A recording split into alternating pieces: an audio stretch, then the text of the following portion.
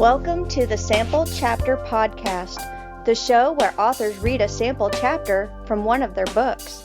Here's your host, Jason A. Meiske. Welcome back, everyone. This is the Sample Chapter Podcast, the very first episode of 2020, episode 101.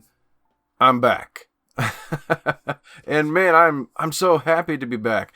It feels like it's been forever. It was a really nice break, getting a chance to get away. I hope your new year is going really well. I hope it's kicked off very well for you. Mine hasn't been terrible. It's actually been pretty good, my year. It's just been very, very busy, to say the least.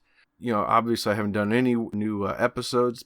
I haven't done any writing as well, which is very sad. So if you're waiting for my new book, I'm sorry. I'll talk about that here in a minute.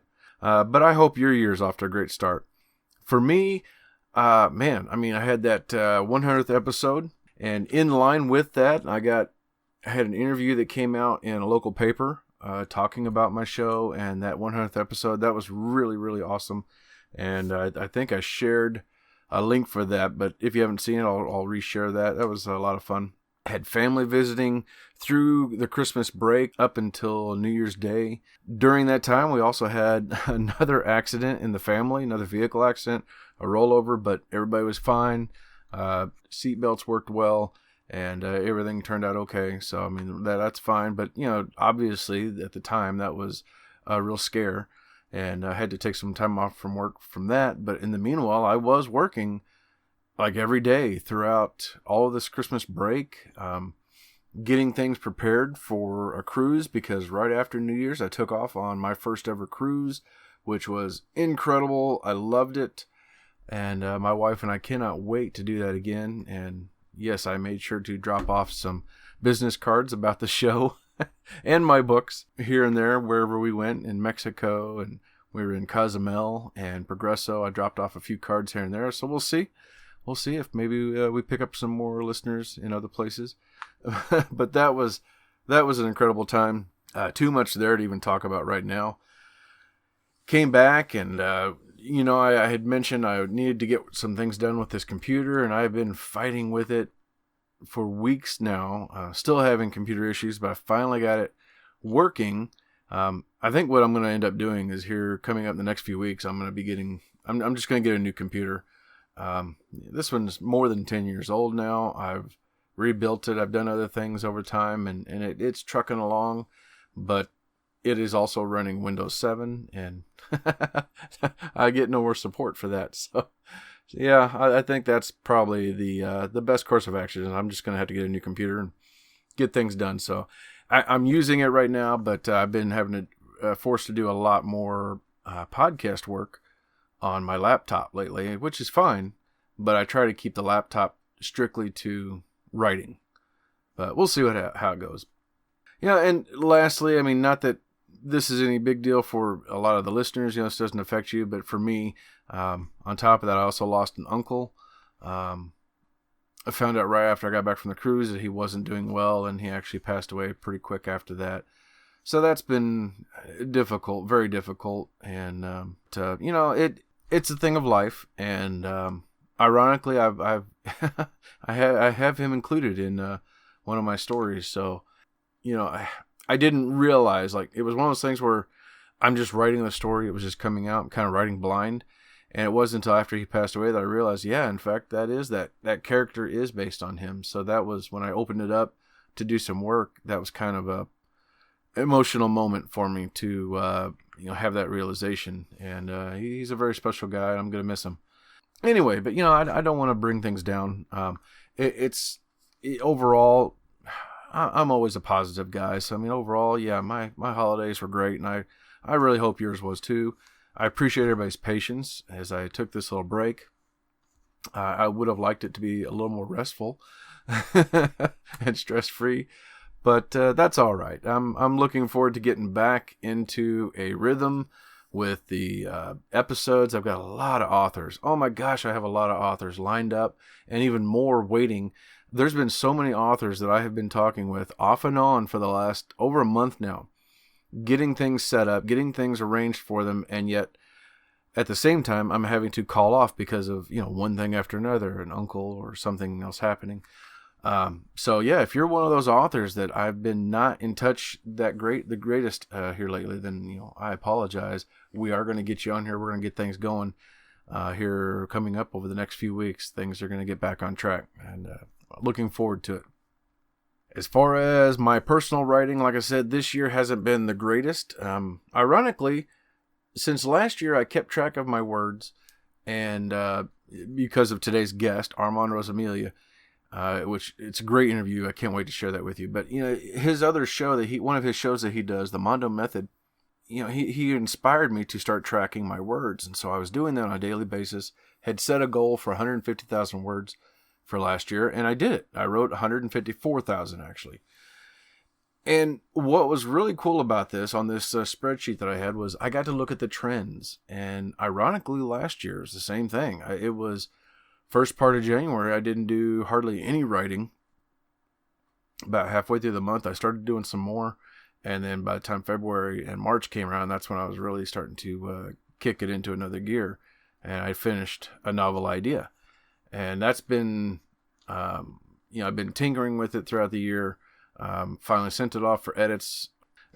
Ironically, I got it back right before I left for the cruise. So that was eating away at me while I was gone too. I couldn't wait to get back and take a look at the edits. And good thing is I don't have not too much to fix, so that's good. A few loose ends to tighten up, but I'm shooting for a February release of Novel Idea sometime in February. So we'll see what happens. I will definitely let you all know as soon as that book is ready to go. And I'm excited. I'm really, really excited. And I actually finally opened it up and started some work on edits today. So that's exciting. I can't wait. My other books, I'm still working on book 2 in the Bandit Chronicles, and I should have... I'm going to start, once I finish book 2 and I get going into book 3, then at that point, that's when I'm making sure that I've got things the way I want it, like my strings that I'm starting in book 1, that they're ready to go for the rest of it, because I have like an overarching storyline in the first 3 books. So I want to make sure that that's working out well before book 1 comes out, and then after that, each of those books will come out within 90 days of each other is the plan. But yeah, I'll have all of that lined up for you here right away. Going back once again to episode 100, back on December 24th, that was so amazing, and I had such a great time reminiscing about the year, and had some fantastic people. Armand was one of them with the Mando Method. They read off some winners. Incredible author and podcaster Kevin Tomlinson, my buddies over at Pop Goes the Culture, Joey Mills, he read from it as well. And of course, Scrivener and U-Stor-All helped donate to that episode, which was an incredible success. I'm still watching downloads for that happen all the time, and I really appreciate everybody tuning in for that. Speaking of that 100th episode, though, and the giveaways, the winner of the Mac version of Scrivener, Mr. Frank Edler, he has been so kind that it turns out that's not something that he needs. He's pretty set on the way he likes to write, and he has redonated that back to the show. So here's what I'm going to do. Instead of running some kind of a contest, first person to send me an email at samplechapterpodcast@gmail.com. First person to send me an email saying, I want the free Mac version of Scrivener, then you will be the winner. I will announce that as soon as I have that. I will post up on Facebook and Twitter that we have a new winner, and then I'll announce who it is on the next episode. It's going on right now, so if you're interested in a Mac version of Scrivener writing software, if this is free, then reach out to me right now at my email. Once again, that is samplechapterpodcast@gmail.com. Let me know that you want it, and you could be the winner. So speaking of those great sponsors, we're going to have a spot here in just a moment for Scrivener. They've been with us for a while, and we've still got a few more months at least on this current contract. I'm going to try and kick out a bunch of episodes here over the next few months and make up a little bit of lost time. And I'll stretch things out for them a little bit more too. just because they're so incredible, and I love working with them, and they're very generous people. But Scrivener, I love my Scrivener. I did while I was on the cruise, on the ride down, and then once or twice I had a moment of just nothing going on, and I was doing some reading, but I was struck with some inspiration. So I opened up my Scrivener app and did some writing in there. So I've got several hundred words. I think all total, I only got around 2,000 words, between 2,000 and 3,000 words total during that time where I wrote on my phone. But it was all on Scrivener, and that was really cool. So stay tuned. If you're needing the Windows version, but you still want to save money, then you can do that by listening to the ad coming up here in just a moment. And of course, U-Store-All, the absolute best place for self-storage in the Warrensburg area. Climate control, non-climate control, 2 different facilities, and both of them are fully fenced in with more than 60 cameras. You get your own private gate code, and they are very clean facilities. That's one of the number one things we hear from people all the time, talking about how clean that place is. So make sure you check them out at U-Store-All.net. That is the letter U, STORALL.net. Click the link in the show notes to find out more. I want to give a big shout out to my friends over at Pop Goes the Culture Network. That is popgoestheculture.com. That is a website full of anything and everything pop culture, from blogs to podcasts. They share our episodes every week and many, many others. All sorts of awesome things going on over there, and several shows that they share that I tune into every week. Check them out at popgoestheculture.com or click the link in the show notes to find out more. It's awesome. I love those shows over there, and I think you're going to like it too. Well, speaking of a great show, we have return guest Armand Rosamilia, and oh my gosh, that was, talking to him was just awesome. It was awesome. That's a guy who, I listen to him. I hear him 3 times a week. He does his own show by himself, which is the Armcast Dead Sexy podcast. He interviews authors, and that show comes out twice a week. I don't know how he does this, with as many books as he puts out, but he does that show twice a week. Comes out every Tuesday and Friday. And then every Wednesday is the Mando Method, where he and Chuck Buddha come on and they just talk writing information, tips and tidbits, and they answer your questions. That is one of my all-time favorite shows on writing, and you got to check it out. It is a lot of fun, and they just, because they get real is what I like about it. They're down to earth, and they have some great advice. But Armand and he explains the Mando Method, that writing sprint. He describes transgressive fiction. We talk a little bit about Brazil, and of course, always nice, we talk about his books, because he's already had 3 books come out this year, 2020. Another one is planned, and he's got, I think 5 or 6 more books coming out this year. The man is busy. He is really, really busy. I don't know how he does it, but it's an incredible interview, and I can't wait to share that with you. So stay tuned to an ad from Scrivener, and then we're going to have that interview with Armand Rosamilia.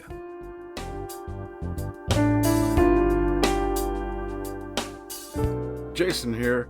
Hey, I wanted to take a moment and tell you about my favorite writing tool, Scrivener.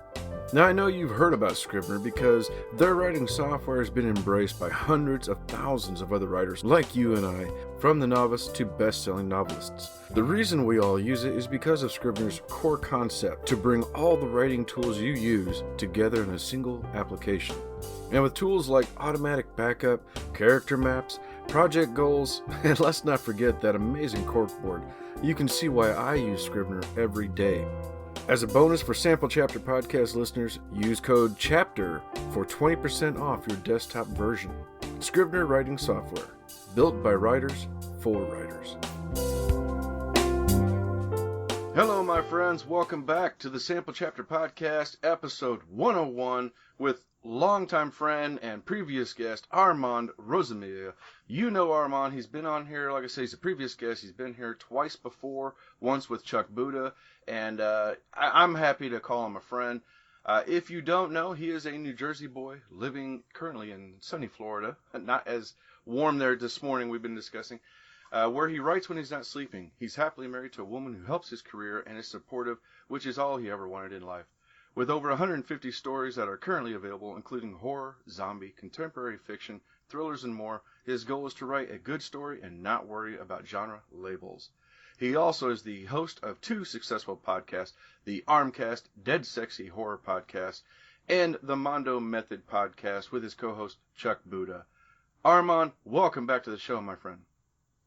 Thanks for having me back on. Although, you say friends, and I mean, we're probably like acquaintances. Did you not get my check? I'm sorry. Oh, no. Oh, I did. Hold on. We are very good. You're probably my best friend. Oh my gosh. How are you doing, man? It's great to talk to you again. Yeah, I'm doing great. I'm doing real good. As busy as all get out right now, which is always good. I would say so. I'm looking things over and just looking at 2020 alone. I mean, you've already got 3 releases and a 4th plan coming up here in March with Dirty Deeds 8. I mean, man, when do you sleep? What's funny is a lot of this was written in the beginning of last year towards probably, say the first 6 months of 2019. And they all just all dropped at once. So I have anthologies that I have stories in and different things. And it's pretty cool. And I also have coming up, I don't have a date yet, but I know Devil Dog Press is going to put out the 3rd and final Chelsea Avenue. So Chelsea Avenue 3 should be out probably by March as well. So. Oh my gosh, man! Well, how many releases did you have last year? Do you know? I think I only had 15, maybe. Only. I didn't. Well, I didn't have a ton of releases, but I wrote a lot of stuff, and there's a lot of stuff that's ready to drop. I'm working with. I think I got like five novellas or novels with publishers right now, and I think I have 6 short stories that have been accepted for anthologies at some point this year, not including all the stuff that just dropped. Oh my gosh, man! Well, I know you write every day, and of course you use the Mando Method that you kind of made up on your own. And which is a really cool method. I've come to adapt that myself, and I try to get in on the sprints every Sunday, but I don't always get to post the numbers. But I'm there in spirit at least most Sundays. As long as you're writing. Yeah. And the other interesting thing about that is that you get these sprints done, but then you don't always write the same story. You'll mix it up. You'll write one story 1 hour, another one in the next hour. How do you keep that straight in your mind? I'm not really sure. I'm a total pantser. So, like right now, looking up at my board, I have 13 open projects that I'm working on. And those could be short stories. They could be novels. They could be novellas. They could be just, I'm writing 3 different books at the same time on my Patreon. And it's, every month I put a new chapter of each of the 3. So I have to have one of those done, at least one every month. So I'm constantly, what I need to work on, which is some things might have a deadline. Mm-hmm. And then I get in those weird spots where I don't have a definite deadline for stuff. And that usually slows me down because then I'm all over the place. I might write 4 sprints today and it might be 4 different things. But if I have a set deadline, those 3 or 4 sprints for the day are going to be probably all but one will be on that project. But I don't like writing just one thing. It gets boring for me. Even if I'm interested in the story, I like to take that break. And the Mando Method makes it real easy. So the Mando Method, real quick, is at the top of every hour, you write for the first 15 minutes. You do nothing else. You just pour it out and you try to get as many words in. And I average about 600 to 700 words in that 15 minutes. And then the next 45 minutes on that hour, I go get a cup of coffee. I I play my baseball game. I'll do other things. I'll check email. I'll do other work, advertising, whatever, promotion. And then the top of the next hour, no matter what I'm doing, stop and you just write the next one. And I only do like 2 or 3 a day. So it's not like I'm getting up at 9 o'clock and I'm writing every hour for the next 8 hours in 8 sprints. Although that would be great. And I've had to do that when I've gotten behind. But, I mean, that's really it. So it's kind of a reset after that first 15 minutes. That next 45 minutes is sometimes not even thinking about writing or anything, just doing other stuff. And then a few minutes before, I usually walk around the living room. I do I got my Fitbit. I'll do my walk for like 5 minutes and I'll think, okay, what's the next? What do I want to work on? Do I want to continue this or do I want to jump into something else? Mm-hmm. Yeah, it's speaking of Fitbit, that's like one of my things because we're friends on that. So that's one of my things at the end of the evening. I always got to go in there, update the Fitbit and look and say, where Armand ended up today? Yeah. Damn. All right. It's like, because you're going to school me on word count every day, but I might be able to walk a few more steps than you. So. Yeah. It's very tough. It's one of those things, unfortunately, it's like, it'll be like 11 o'clock at night and I'll be winding down for bed and I'll look and I'm like, oh, good. I got 5,200 steps. And I'm like, I don't want to get up. And it's lazy. It's just like get up and walk around. Because in my house, because I never leave the house, walking through the living room, the dining room, the kitchen, doing that is about 45 steps. So at 10 of every hour, when the Fitbit goes off, it'll say, you need 250 steps. I'm like, well, I just got to walk around this 6, 7 times, and I got my steps in. And most of the time I do it, but then I get towards the end of the night, and I'm just too lazy. That's what I have to work on. But that's good, though. I mean, working towards the health, and you're always sharing, always lifting up writers, and then sharing, working on a healthier lifestyle with your food that you've been doing this year, and just quite the inspirational guy, I gotta say. I mean, especially with the Mando Method podcast with you and Chuck, and I never miss an episode. I mean, granted, I was on the cruise for a while, so I missed maybe 1 or 2, but I got caught up right away. And I appreciate that. I just love how you guys you're so down to earth, and it's not a well, as a writer, I find it's better to do it like this. You guys are just it's sound advice. It's this worked for me. You might give it a try. Maybe it works. Maybe it doesn't. And I love it. It's just such a great show. I when we started the podcast, my thing was I want to have warts and all. I want to tell everything I've done wrong in this business over 30 years, and it's a lot. And I also wanted Chuck to be honest. When Chuck went back to work last year, that was very emotional. I mean, he literally teared up on that one because it took him a couple episodes for him to really go, okay, I'm gonna admit that to him, he was a failure because he had to go back to work. And that was tough, really tough for him to do. And that's what we want to do. We didn't want that podcast where everything is great. Oh, I've done Amazon ads and I've made $1 million this month, blah, blah, blah. That's not reality. And I'd rather tell you all the crap that we're doing that doesn't work. I'd rather tell you all the money we're putting out that you never get back and different things. And I really love answering when we do, probably once a month, we do Chuck's Mailbag, where the listeners, including yourself, will send in a question for us that Chuck and I will answer. And the neat part is we've probably answered a couple questions more than once, but over the course of 3 years of doing this, our answers have changed. Yeah.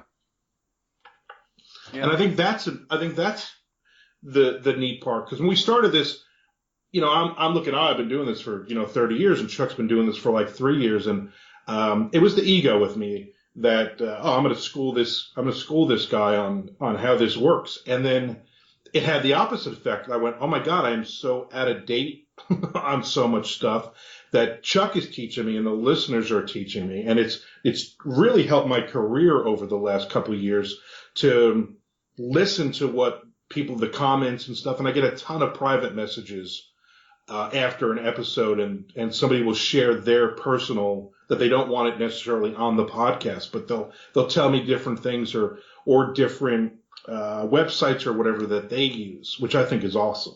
Yeah, and how humble you guys are comes across, and that you're willing to listen to the listeners or take other people's advice and then offer your own, and it's really cool. And as somebody who interviews authors like what you do with your other show, the Armcast, I learn so much talking to the authors every week, and just in the BS session before and afterwards. Just that little bit of communication of like, really, that worked for you. All right, that's cool. Yeah. I love that interaction. I used Armcast. I would say I started it for selfish reasons. I wanted to pick the brains of authors, and I figured I might as well record it. And I love interviewing an author, and there's something that they'll say. They'll maybe a publisher that they're working with, or an idea that they're doing and stuff. And I'll just kind of write a little note, and then afterwards, I'm like, okay, tell me the real story. Is this a good publisher? Are they garbage? Does that website really work? Whatever. And that's a lot of fun for me. And I always call it the selfish part is I want to know the real truth, because as an author, you don't want to badmouth anybody. And then sometimes you'll mention, well, it was with another publisher, but then I got my rights back and I went with this publisher, and then we'll talk about how great that publisher was. But I'm like, okay, tell me what happened with the other one, so then I don't make that mistake and go in with them. And that's a lot. You get a lot of that. And talking to publishers is great. I mean, I've sold a lot of books. I've sold several books just from interviewing a publisher and then them going, okay, what do you have? Send me something. Very nice. I mean, I could go on and on and on talking about everything else that you do besides your books, but we probably ought to talk about some of your books as well. So you kicked off the year January 1st with this anthology, The Horror Writer, a study of craft and identity in the horror genre. This is awesome. And I'm not even sure that I heard about this one. Tell us about that. Well, Crystal Lake put it out, and they did it pretty quick through, I want to say, Hellbound Books. So they kind of helped. And it's basically just they wanted nonfiction articles. And, of course, so I do an article about podcasting and how, basically how to be a guest on a podcast and the do's and don'ts of being a guest so that you're back. Listen to the show. Listen to the questions, try to mix it up every time you're on a different podcast and whatnot. Just kind of a list of 10 or whatever, do's and don'ts for it. And it was neat. I mean, there's a ton of great articles. I'm about halfway through those, and, I'm waiting for the print copy so I can actually put it up and probably go through it and use it, because that's some really good advice in there. Oh my gosh. Yeah, I'm going to have to pick that up myself, because that's great information. And that's something that with my writing group, I talk about frequently with them. And of course, anytime one of them, my group, comes out with a book, I'm like, hey, you got to get on the show. And sometimes it takes a while, a little bit of convincing to get them to come on. But I'm like, no, seriously, this is so much fun. And you're going to really enjoy being out there. Plus, it's something that they can then share. So that's awesome. I can't wait to read that. And to see your advice on getting onto podcasts and what you have to say for that. I do mention stay away from Jason Meiske, though. That's damn it. All right, number one rule. Yes, yeah, but not the Sample Chapter podcast. No. Just stay away from you. Well, that's the hidden truth. Ba-dum-bum. Your Wow. new book with Jay Wilburn. Yeah, I know. See, I'm right there with Chuck. Hey, tell us about the hidden truth. So The Hidden Truth is the third book that Jay and I have written together. And it was his idea. And, the pitch. So it's always funny when he and I write, it's basically whose turn is it to pitch? And we pitch like 2 or 3 stories. And in this case, it was, he was like, no, I have one pitch. And it's, what if a tabloid, thing, basically had an app. They created an app so you could anonymously tell on your neighbor or your family or friends. You can basically, everybody's dirty laundry you can put out there. And they create this app, and it goes viral. It's crazy, but people are really telling on each other. So in the meantime, it creates this chaos and this havoc. And I mean, that's the pitch he gave me. So I said, okay, give me the first chapter because it's your story. Give me the first chapter. And it's basically about a couple of sleazy tabloid guys, Jackson and Cull, who are, they go out looking for Bigfoot and the bat child and all these stupid things. And they write up all these preposterous stories, and they come up with the app. And that's kind of what leads to the crazy. And when we started it, we didn't know, is it a horror? Is it whatever? And then we started, I think Jay came up with, it's transgressive fiction, which I'm still not 100% sure what that is, but sounds really cool. Yeah, it does. Well, if memory serves, I think when the first time you came on, you read from A Yard Full of Bones, which was your first book with Jay. Is that right? Second book. Your second book, okay. Yeah, we had done The Enemy Held Near, which was a haunted house story set in Georgia for Devil Dog Press. And then Yard Full of Bones was kind of cosmic horror, I guess, if you really look at it. And that came out from Unnerving. And then this is from Crossroad Press. Which was great because we sat next to David Neal Wilson of Crossroad Press at Scares That Care last year, and he and I are big baseball fans, and we started talking baseball and all different things, and I had mentioned he was looking at the other two books, and I mentioned, me and Jay have another one. We're actually shopping right now, and he said, what's it about? And we told him, and he's like, well, I'm a IT guy, I'm a big tech guy. He's like, send that to me. And Jay had been trying to get it. He had been looking at different publishers for it with no luck. And so basically I just said to Jay, hey, maybe I'll just do this from now on because I think I just sold our book, which was funny. And then basically they loved the Crossroad, loved it. And boom, that was it. Here's the contract. And here's the cover, which we loved. And that was it. So over the last few months, it's been put together and building up and everything else. So it's awesome. And we're almost done with our fourth book writing together. And it's a kind of a time travel book. So we always write something different, and it's always something really odd and weird. That's very cool. And that's one of the things I really love about your career is you are kind of all over the place. You're writing what you want to write, which is really, I think, every writer's dream, whether it's your nonfiction, the upcoming Donut book, View from My Seat, and then you got thrillers, horror, and lots of really, really cool stuff. It's fun because I guess the good part is I write a lot. I write about 400,000 words a year, and I'm actually on pace so far probably to hit 500 this year. Although my wife's going to kill me. She's like, you need to take a break, but. And actually, as of today, I think I've written 117 straight days without a break, which is crazy because I was taking a day off every week, and I haven't since like middle of September or end of September. So, but I like the challenge of doing different things. So I'm really big into like Dirty Deeds, which is a crime thriller series, and I'm writing a couple of different noir crime thriller novels, like 80 to 100,000 word novels I'm working on now.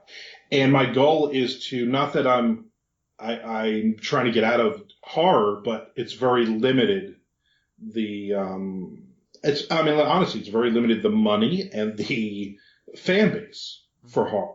So for me, crime thriller is a natural progression. I've written a bunch of crime thriller stuff, and I'm on, Dirty Deeds 8 now. So I've written it for a while. So I wanted to just do something completely different, gritty, and we talk about this on Mando Method this year. I'm going to be looking for an agent, and which I really never had to before.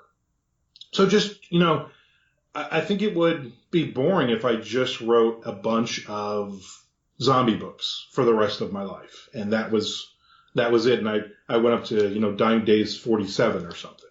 I think that would be boring. So to do all these other things, that's the fun. That's the challenge. Mm-hmm.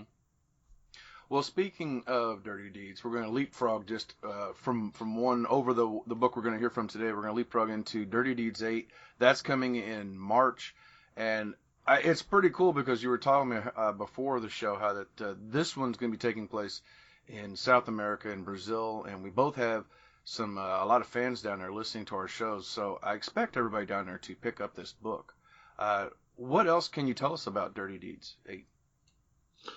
Well, it's a series that I originally a few years ago got a Kindle Scout contract for, the first one. And that was amazing for me because out of thousands and thousands of books, they picked, I think it ended up 215 books total were printed from what became Kindle Press out of like tens of thousands of books that were submitted. And I got a great push. It sold really well. I got a ton of reviews and everything else. And Amazon was amazing. The problem is they wanted to put out one book a year. And this is a really quick read. And the first one ends on a cliffhanger. Mm-hmm. And I pissed a lot of people off with that. And then I was like, I'm not going to wait a year. People will kill me. Like the reviews, the bad reviews were always, love the book, but then the ending sucked, 1 star, that kind of thing. So I said, you know what? Starting with 2, I'm going to do it myself. So I try to do 2 a year and get them out there. And it's fun. I love the character James Gaffney is. So the series is based on that he's a hitman that kills children. But in reality, he doesn't kill children. In reality, he takes those children from like parents or politicians, whoever want to get rid of a child who's in their way type of thing. So he kidnaps them, but then instead of killing them, he moves them to a better reality, a better home, to foster parents. He has a whole system he's been doing for years and years. And so that's kind of the fun of it, because when you first read the back cover, you're like, oh, I killed children, oh my God. But then like, okay, he doesn't. And there's a lot of humor and stuff. So by 8 now, I'm really enjoying the minor characters in and out and everything else. And like I was telling you before we started recording, I had a bunch of, for some reason on Armcast podcast, I had a lot of people from Brazil were listening, like 100 people all of a sudden out of nowhere from Brazil started listening to the podcast. And I had made a mention in an episode. I was like, you know what? Maybe I'll set my next one in Brazil. And because I was just looking for a different location, they're all set in different places all over the U.S. I figured, you know what? Let me go out of the country for this idea. And again, I told Pants the whole idea, and it was just that was the idea. How do I get him in to Brazil and back safely, kind of thing? And that was it. Oh, very cool. Yeah, I've read the first one, and like you said, the ending of it definitely, it made me have to go and pick it up, the second one, right away on I think it was on KU. So I've got it in my to be read, but I haven't started yet. That's where I lack right now in the drive to keep going in this series, is because I've got so many other things I'm trying to read. So I need to get back in there. But yeah, I remember there was one part where he was at a card convention picking up some new playing cards somewhere, or baseball cards. And something he said just cracked me up. I'm laying in bed with my wife and I'm reading, and she's playing her game, and I started cracking up, and she was like, what? And I was like, I don't think you would laugh, but I thought it was funny. So, but yeah, I can't wait to get back in there and pick up the second one to keep reading.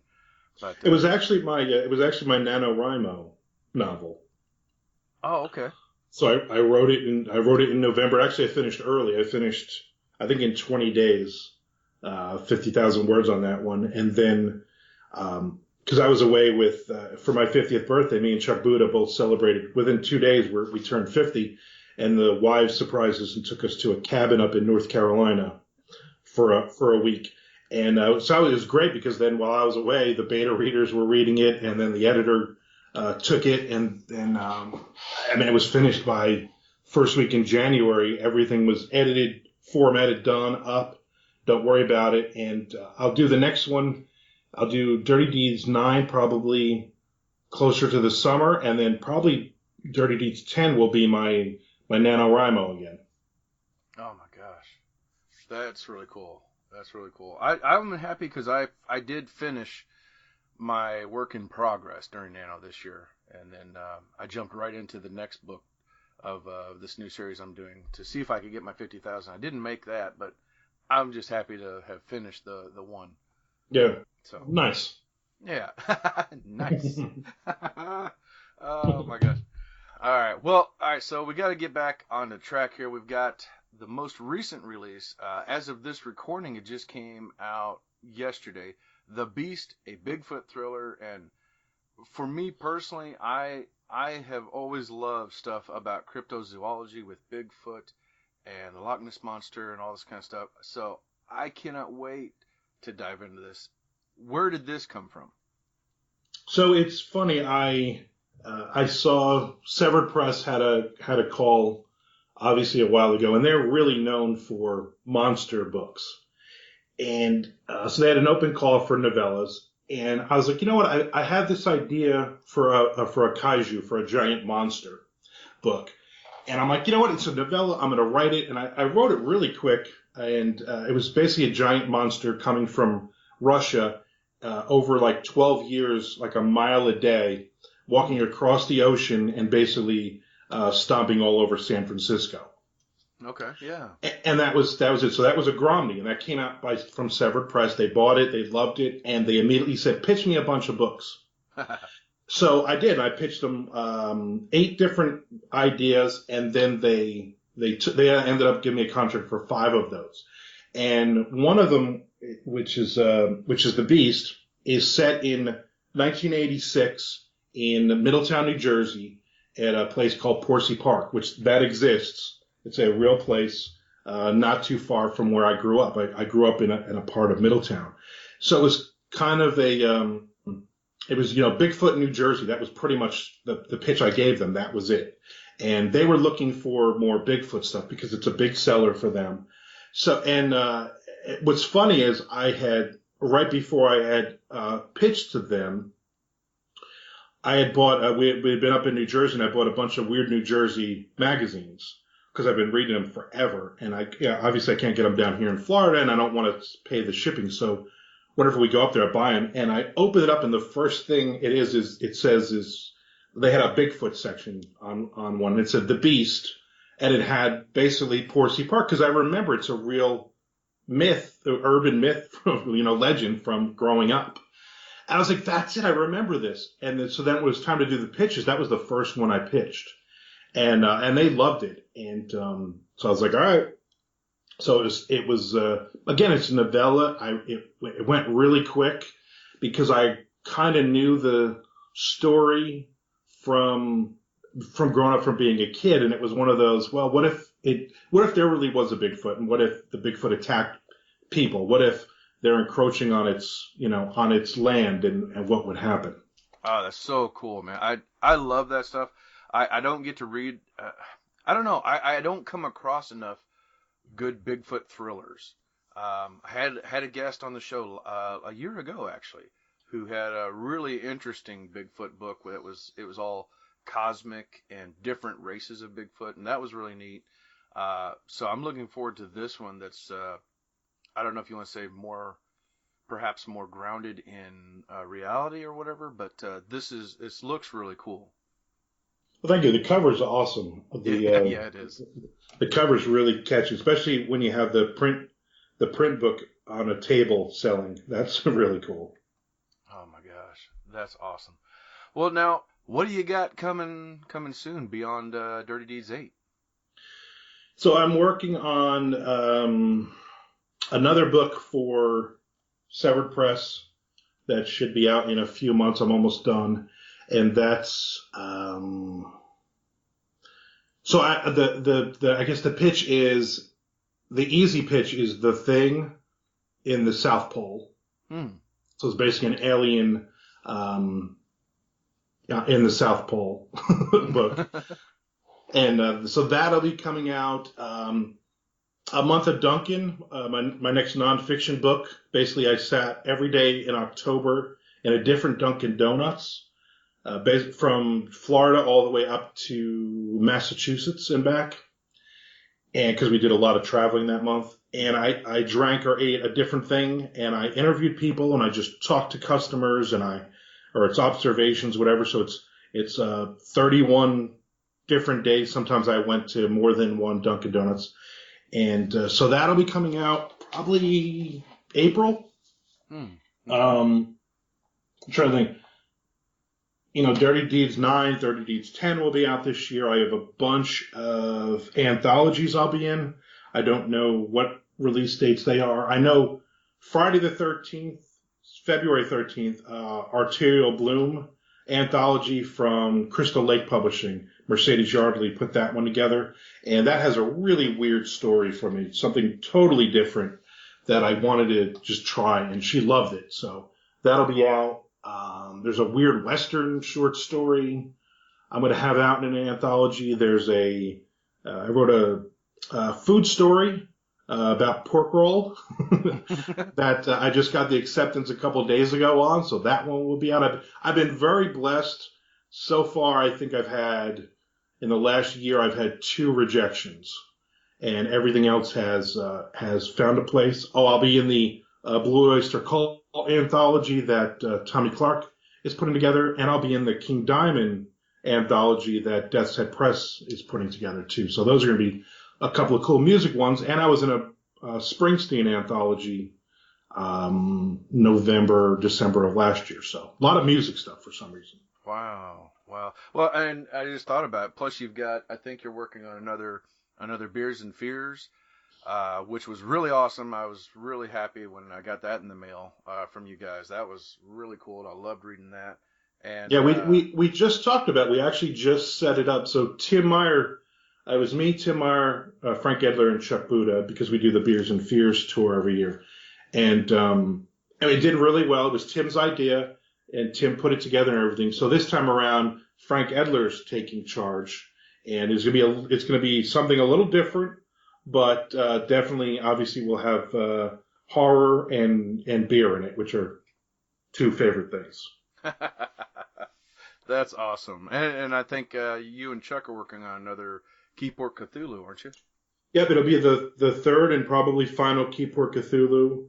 Will be out in time for Beers and Fears. And I'll also be doing Belford Stories 5, which is my contemporary fiction series set in my hometown that I put out every year right before Beers and Fears, because I always do a signing in Belford at the Belford Brewing Company. So that's awesome, man. Lots going on, lots for people to look forward to. Now, of course, anybody who's been listening to this show for some time know where to find you. People who follow you already know where to find you. But for those, perhaps our listeners in Brazil or people also around the world, where can they find you and follow you? The easiest place, the place that I'm most active, is still Twitter. At Armand Author. And I have ArmandRosamilia.com, which I barely ever use anymore. I have an author Armand Rosamilia page on Facebook. Project Entertainment Network is the Instagram, but mostly it's Twitter. I'm really active on Twitter every day. Very cool. All right. Well, again, Armand, thank you so much for being on the show, and I cannot wait to hear about this. Ladies and gentlemen, without further ado, our first sample chapter of the year, Armand Rosamilia with The Beast. Chapter 1. The damn dog was yapping again in shadows. Hank Higgins, knee replacement and new glasses, stumbled off the couch and tried to get his bearings. His wife Melinda had gone to bed hours ago. She usually left him in the living room with the sound muted on the TV, so when the station cut out for the night, the white on the screen wouldn't be accompanied by the white noise. The dog kept yapping. It was Hank's fault. He'd forgotten to let the damn thing back into the house from the back porch when he was supposed to. Shut up, Hank said. I'm coming, damn dog. His knee popped and he grimaced. Not the new knee, the old stubborn one he hadn't told Melinda about yet. She'd not only fret about him, but she'd schedule another doctor's appointment to get it replaced. He was 70, not 170. He felt fine. It's my weather gauge knee, Hank would tell her. I can always tell when a big storm is coming. Remember the nor'easter in 79? He'd felt it and he wasn't yet 63. If you take away both of my knees, how will I know when it's supposed to rain? Hank knew it was a losing battle, and the moment he flinched around Melinda, she'd rush to the kitchen and stand at the wall phone, one hand holding it while the other scanned the long list of phone numbers she'd scribbled onto a yellowed piece of paper and tacked above the phone. Next thing you knew, Hank would be under the knife and wishing he was watching the damn Mets game and sipping a cold beer instead. That was his happy go-to place, watching his Mets and sipping a beer. Melinda only let him have one per game, and it was always the same fight. The worst part? His Mets had a good team this year. With only a few weeks left in the season, they had an excellent shot at not only the playoffs, maybe the World Series. There were over 80 wins right now heading into September, and Hank thought they had a shot at 100 victories on the season. Even with Gary Carter recently injured, the team would keep finding ways to win. Hank was a big fan of Lee Mazzilli, who just returned. With Mookie and Darryl in the outfield, who could beat the amazing Mets? Hank got to the door and put his hand on the knob, but stopped. The damn dog was no longer barking up a storm. Hank turned the knob and let the door swing wide, expecting the dog to come rusting past him 100 pounds of canine instead of the 3 pounds of annoyance he really was. No dog. Hank took a step outside. That's when he smelled it in the air. A combination of wet dog, mildew, and rancid body odor. He flipped on the light on the porch. No dog. Nothing that could be making that smell. The light bulb was one of those new energy savers Melinda went on and on about. Hank's argument was simple. For the 8 cents they'd save a year, was it worth not being able to see more than 10 feet into the yard? Get in here, dog, Hank said, clapping his hands. He'd forgotten the damn dog's name in his anger. I'm getting too old for this. Something moved off to his right near the house. When Hank turned, he only saw shadows. I'm counting to 3, and then you can spend the night outside, Hank said. What was the dog's name again? Something girly, even though it was a male. Melinda loved emasculating the animals over the years. She swore she didn't do it on purpose. It was her gut telling her to name it a certain name. Hank remembered Trixie, a golden retriever they had for a few years. Great dog, quiet. Loved to sleep at the foot of the bed. Despite being a male, Melinda gave him a girl name. The smell was now unbearable. Hank turned to go back inside. He'd act dumb in the morning when Melinda asked about the dog. Maybe he'd try to wake early and see if the dog had slept on the back porch. It would serve the dog right to spend a night like a real animal instead of a pampered diva. The growl was guttural, but so quiet at first that Hank thought it was a queer trick of the wind through the trees. He turned and saw the glowing red eyes, at least 1.5 feet higher than his own stare. Despite the size of the shadow that detached from the nearby darkness, it was fast. Hank was grabbed by the shoulder, the grip crushing his bones. He tried to scream, but a hairy hand covered his face. The smell made Hank reel. He was slammed to the ground with such force that the wind was knocked from his bruised chest. Hank tried to rise, but immense weight fell upon his legs. The dog, or what was left of him, was a few inches from Hank's face. Susie, Hank remembered. The dog's name is Susie. As Hank stared at the shredded body of the dog, he closed his eyes. The dog's name was Susie. Melinda would find her dog and her husband crushed to bloody slush in her backyard in the morning. And that was Armand Rosamilia reading a sample chapter from his latest release, The Beast. It was chilling, it was thrilling, and I've already got mine picked up on my Kindle. I cannot wait to dive into this. This looks incredible. Hey, click the link in the show notes to find out more about Armand, his shows, his books, everything Armand. It's right there in the show notes. Don't forget to also click the links for our friends and sponsors alike, and hit that subscribe button. Whether it's your favorite podcast platform or on YouTube, hit that subscribe button so you don't miss out next week when we come back with an all-new author, a new book, and a new sample chapter. Take care, everyone. Can't wait to see you again next week.